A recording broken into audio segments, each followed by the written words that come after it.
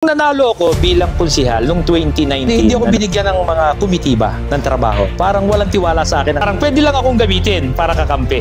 Then next, sumulat ako ng tiyaong kong mahal. Pero hindi nila pinatugtog. That time.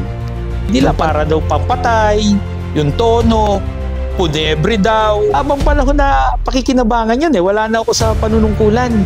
Wala na nga ako sa mundo. Kakantahin pa rin yan ng mga habang nananalo ka, nadadagdagan ang tinatalo mo.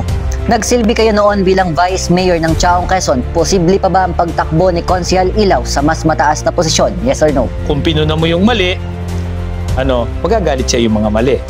Pero ang gusto mo ay ituro sa kanila kung ano yung tama. Kung ikaw ay mabait, mali na, bumoto lang sa iyo, kinukonsinti mo pa.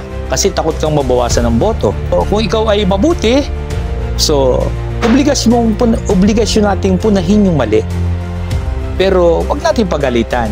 Ituro natin kung paano maging tama. Kasi lahat naman ng politiko at nanunumpa sa tamang panunungkulan. Tuwing Lunes, umaattend ng flag ceremony. Pero nakakapagtaka, mayroon pa ring nagsasamantala.